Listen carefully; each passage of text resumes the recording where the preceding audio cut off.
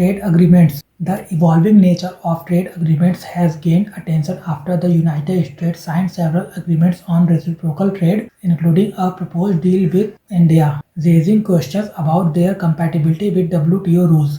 Trade agreements and global trade governance. Trade agreements formalizes economic relations between countries by reducing tariffs, setting regulatory standards, and facilitating market access. Traditionally, international trade governance has evolved around the multilateral framework established under the General Agreement on Tariffs and Trade and later the World Trade Organization. However, recent developments indicate the emergence of new forms of trade arrangements that differ from conventional free trade agreements.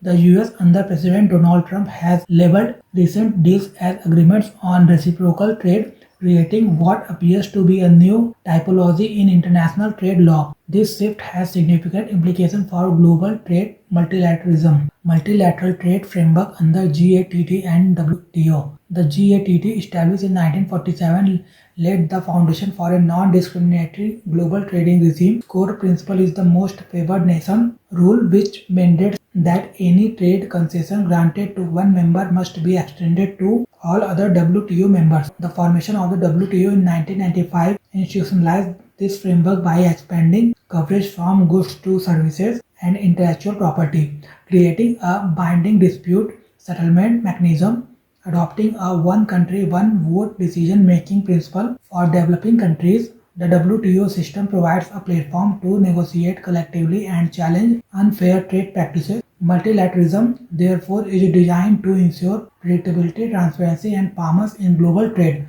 Preferential trade agreements and WTO exceptions.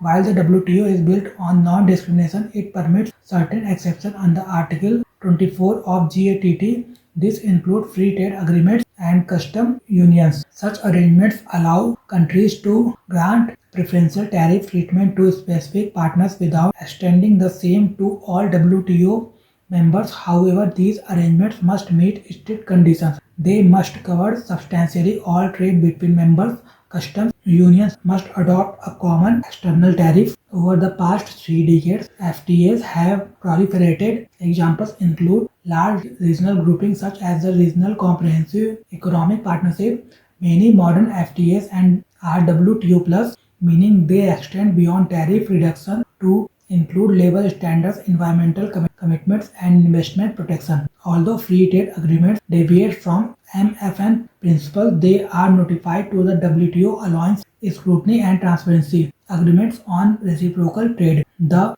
ARTs introduced by the US represent a departure from established WTO compatible FTAs. Key features include they are not signed under Article 24 of GATT. They are not notified to the WTO. They operate independently of multilateral oversight. ARTs reflect an America First trade policy while the US continues to impose tariffs that may not align with WTO commitments.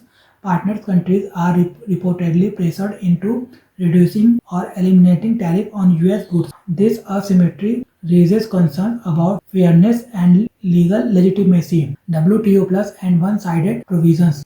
ARTs also contain WTO plus and unilateral clauses that expand obligations for partner countries. For instance, certain provisions reportedly require partner countries to adopt complementary trade restrictions if the US invoke national security measures. Some ARTs restrict data sovereignty by prohibiting custom duties on electronic transmission. These provisions may bind smaller economies more tightly to US strategic and economic interests. Unlike WTO compliant FTAs, ARTs do not provide an institutional mechanism for third-party review or dispute settlement within the WTO framework. This reduces transparency and weakness global oversight. Implications for India and developing countries. India has traditionally supported multilateralism while simultaneously pursuing bilateral FTAs with partners such as the European Union, the UK, and Australia. The proposed India-US trade deal raises important policy questions. Should India enter into an ART-style agreement that may fall outside WTO norms? How can India safeguard tariff policy autonomy and digital sovereignty?